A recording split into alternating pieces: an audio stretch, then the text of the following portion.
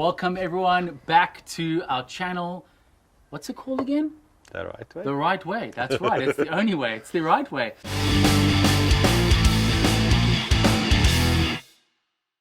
We are here, and I believe this is our 4th episode. And today we are going to be talking about different types of handguns, the most affordable, best value for money handgun you can buy in South Africa. So we have a range of handguns here, but to be honest, I'm just the eye candy here. I don't know much. Martin, I'm Adam Spices, Martin Esabeth from Gun and Ammo in Overberg. Martin, what are we looking at over here? Adam, as you recall in our previous video, we spoke about purpose and the reason why you want to own a firearm. And this is definitely fit the purpose for you carrying this.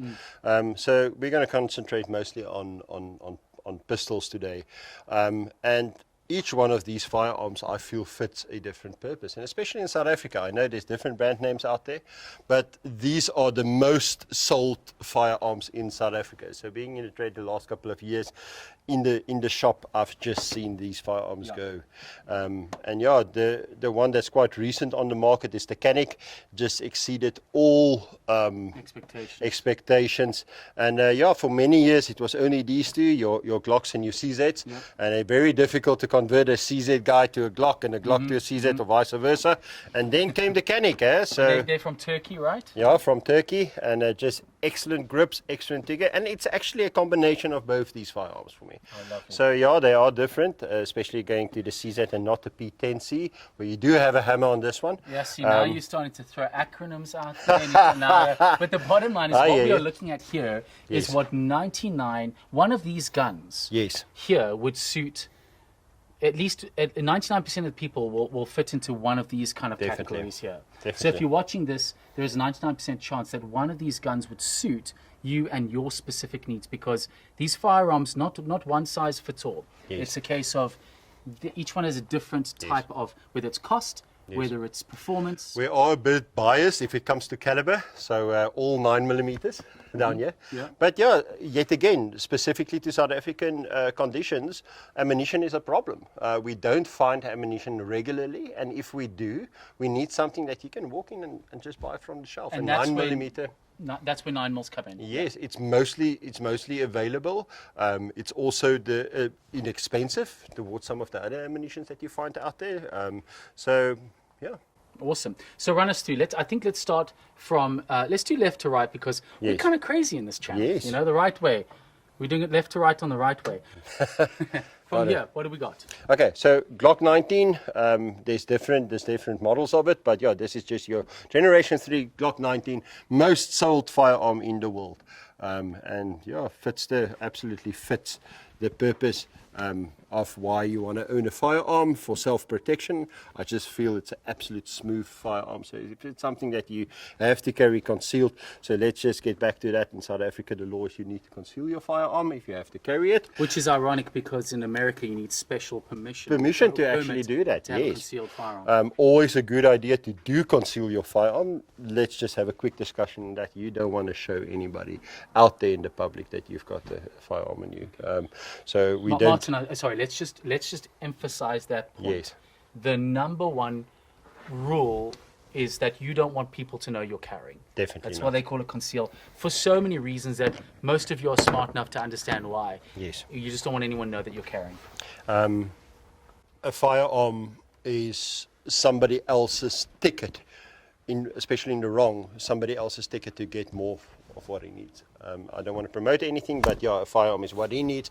You won't think twice shooting you in the back getting that, or stabbing you in the back getting that. So carry concealed, guys. Very, very, very important. And make sure, ask your wife or ask your friends, listen, can you see this? And make sure it's concealed. And I think as well that the carrying concealing is really important, because what we look is, so for example, we've got the Glock here, but we've got the Canik here. And there is a distinct difference in the size. But let's just put number 3 into the mix as well. So if it comes to concealment, just have a look. Something that I said earlier is smooth. There's not a lot of stuff sticking out here. So if you need to pull that firearm out, there's not stuff that's going to stick on it.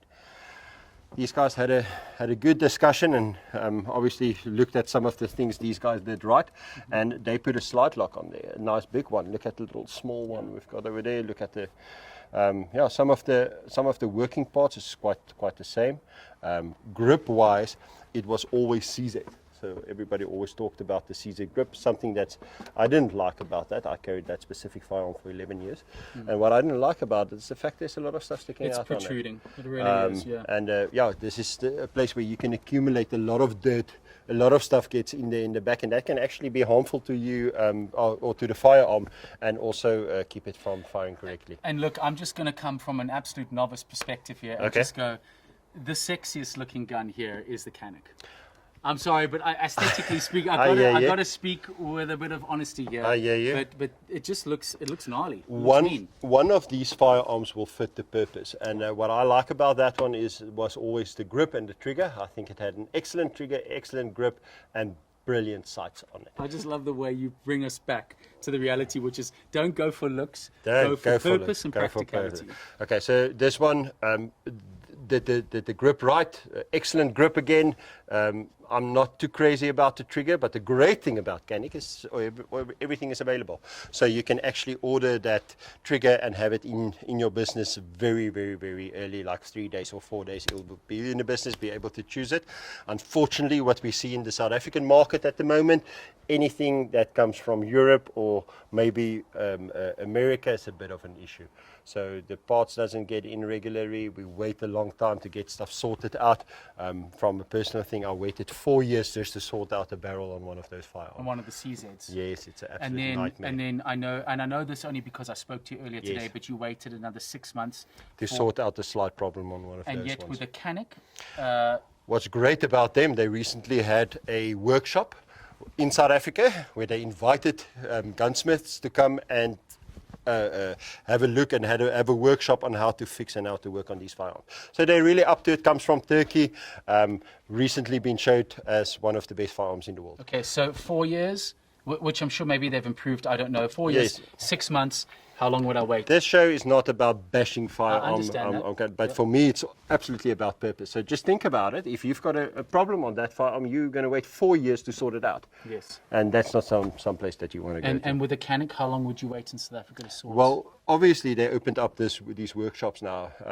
More than 100 gunsmiths all around South Africa know how to fix that now. So you're talking, you could order out maybe in a week or so. You could have your parts in with the courier. Yes, with the courier. You can have that sorted out. And I also just what I do like about this, and by the way, I'll just let everyone know that I have a Glock. So that's my firearm choice. And so I'm not. Had that one for 11 years. And CZ for 11 years. Had that one for a couple of years. And so this isn't recently converted. This isn't just this is all Canik. But what I do like about this Canik is if you look here, this is a specifically small firearm. Yes. It's nice for concealment. One of the problems with smaller firearms is the pinky when you grip as a man. Yes. So a lot of the time, you see how my 2 fingers grip here, but my pinky, they've added this additional piece onto the mag to help grip correctly, whereas a lot of other smaller firearms this size don't have that, and your pinky kind of gets lost back here. Yes. So I do like that about the design for the Canik. And I think the first thing that everybody can say, yes, you can put a +2 or +3 shoe on that. Unfortunately, it does make it a little bit bigger. Yeah. So concealment is an issue again then. So something else that I want to show you, the Glock 19X, what a pistol. Had that one for a couple of years as well. Excellent firearm. Adam, you will recall you had a 100-meter gong shot a couple of years ago. Well, I don't want to say anything, but it was actually 150. I think you got your facts wrong here. No, and, 150. It was actually 150. What an amazing shot that was. I've got that on camera somewhere. I'll put it on. I'll try to put it in here. Yeah. But when I first got this Glock 19X, I took it out there. You took me out there. You helped me experience it. Yes. And that was a 150 gong that I hit with that. And I haven't been able to do it again since. But that's by the by. Oh, well, but you did buy it after that. So. I did. Yeah. So good stuff. That is mine. Firearm that I recently purchased, absolutely love it, just fits everything that I want to do with it. Yes, it's MOS ready. You can fit. What does MOS mean? MOS mean that you can actually fit your red dot scope on there. It does come out with a sport trigger. Everything is sport on it. Absolutely love the look. And once again, it does look really good. Although it's not the purpose. Yes, it's purpose. It's purpose driven. But for me, it's a combination of things, and that definitely definitely fits the purpose. So now we've examined kind of the main. We've got the Canik, we've got the Glocks, we've got the CZs. Yes. Each of these would fit someone specifically. How would one go about going, right, well, it's really nice that you've discussed these two things. Yes. What is the main way that a person can actually really understand what gun suits them? So after we discussed that, number one being purpose, there's different sections in that, which is the size of the firearm. Mm-hmm. There is also a section in there that the firearm should fit the hand. Yeah.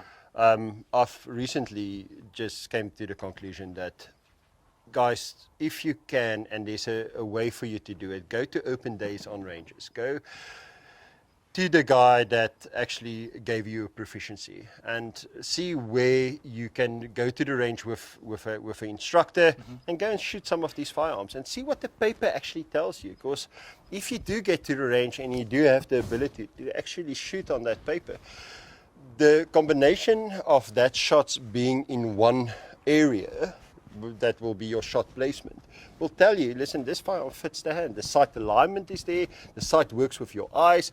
The actual weight of the firearm will be there for you. Yeah. And there's a lot of stuff. The trigger pull will be there for you. And I just feel, listen, if you can shoot a firearm accurately, Afrikaans sê ons uit die staanspoor uit, from the beginning, yeah, in a couple of years with some training, you're going to be excellent in that. And you don't, sorry Adam, you don't have to learn to shoot it. I think that's my point, is some of these firearms you're going to find it's going to be a little bit too small, and you have to actually go to the range and learn how to shoot that firearm. We talk about muscle memory. The way the firearm works with the way you perceive it's going to shoot. Becomes part of you. Becomes part of you. But if it works from the beginning, it's just much easier because it's already working. So that means that everything already fits the hand. And I guess that goes to say that when you go to the range, there are a lot of firearms in South Africa, but go with your purpose in mind. Definitely. My purpose is sport shooting. Definitely. So therefore I've chosen the Glock 19X. Yes. But if I wanted it for self-defense and to conceal carry, I would have maybe given you another choice over there. You would have given me maybe a smaller option, because I've concealed carried this before, and it can be a little bit big, around the waist for me. Something else, Adam, is just unfortunately in South Africa, and we spoke about this in the previous video as well, is South Africa is special. we go through a lot, license-wise, going through proficiency training. It takes such a long time being able to get your firearm eventually. Yeah, tell me about it. You don't want to make a mistake buying the wrong firearm for the wrong purpose and only being able to find that out afterwards. So it's a very good idea to go and do your homework. We're not falling under another country's YouTube video from a guy that's want to sell you something just because it's available and you can walk into your supermarket and buy a firearm. It doesn't work like that in South Africa. You have to buy the right firearm. It's also not a case of, listen, if I made a wrong choice, it's out the door, unfortunately. And maybe that's important to actually mention now that if you are starting out your process and you want to understand what handgun specifically you want to buy, you've got at least an 8-year process to go. Sorry, let me repeat that. That's wrong, completely wrong. You've got at least a 1-year process. Holy smokes, can you imagine if it was 8 years? You've got at least a year. You've got 12 months from start to finish at least before you're actually going to have that legally. So start the process now. Go do your proficiency with someone like Martin here, and then once you've done your proficiency, that takes 2 days. Go to the police, submit, and get your competency. Something else that I feel that's absolutely worth informing our customers with as well is the different sections that you can buy a handgun. So section 13 being your self-defense firearm. So self-defense firearm being that the SAPS gave you a license to protect your life with a firearm, and that's according to the purpose that you're going to carry that firearm with you. So if you buy a firearm in a section 16, which is a sport shooting firearm, there's no reason why you can't carry it with you, but you can't store it loaded, meaning it can't be in the safe loaded. That's actually in your proficiency. Yeah. So think about stuff like that. If you do buy it under section 16, yes, you can only renew that license every 10 years. You can have more ammunition, which is a great idea for a lot of people. But you also have to uphold it. You need to belong to a shooting range. You need to belong to a shooting organization, and you need to show proof of use at least twice a year. And it's effort, it's time. So do your research, understand, let's get back to the subject at hand quick. Yes. Understand what firearm you want, and the starting point for understanding what firearm you want is what is your purpose of having a firearm. Definitely. Purpose, caliber, and then your budget. I quickly want to talk about the budget, if you don't mind. Let's do it. So it can get crazy expensive, but a firearm like this, Glock Gen 3, anything from, I've seen them 799, 7,999, 8,000 Rand, going up to 9,999 Rand. Okay, so 7 to 9 here. Yes, I'll say about 10 grand to be safe. Yeah. Anything from 11 to 12,000 Rand over here. Also seen them in the beginning selling at about 9,500, and they're up to about 12,000 Rand at the moment. Glock 19X. Whoa, that one just jumped there. Hey, I think I made money on my one. I think the average price at this moment is about 16,000 on one of those And that's ones. brand new? Brand All new. of these brand new costings, Brand new. And one of those ones is about 24,000 Rand. Jeez. But yeah, just that one compares to me. I also own one of those ones, the CZ Shadow 2, own the Glock 19X, and that one just is my sport shooting firearm. Okay, so if you are not into sport shooting firearms, if you're into maybe a more self-defense type of firearm, we did do a video, our previous video before this, it explains purpose more in depth, and maybe you want to explore revolver if these are outpriced, because you can get a revolver for 650 Rand as opposed to 24,000 Rand. Yes. So it all depends on your purpose. There's no reason to spend 10 to 24,000 Rand if your purpose is, I want to conceal small firearm for self-defense. Maybe a revolver is your option, but yeah. I maybe want to add just the cost of ammunition on there. So we started off at about 220 Rand a box a couple of years ago. We're up to about 399 Rand a box of 50 rounds, 9mm, brand new. You may look at your factory reload ammunition, which I think it's a good idea to look at. Some of these firearms, brand new out of the box, doesn't love the reloaded ammunition. Just work it a couple of times. So don't stop there and say, no, it doesn't shoot that. No, work it a couple of times, shoot about 200 rounds through it, then go back to your factory reload. You're going to save some money. A lot of guys say, yeah, what about reloading? Just remember, we also have some unique problems in South Africa if it comes to the powder and powder availability, primers availability. So yeah, there's unique problems in our country. I know and that we have 9mm primers are like hen's teeth. that's at this moment, okay, it is. But yeah, there is some stuff going on. But I would stick at this moment, in this time, at 9mm, definitely. I think it's a good idea. So guys, there's only really one way to find out the difference in these, and I'm not going to trust myself. Martin, I love you. I'm not going to trust you. There's only one person we trust to do this. Now, some say his middle name is Handgun. Some say he is a handgun, pointing in the safe direction. And all we know is he's called Die Stug.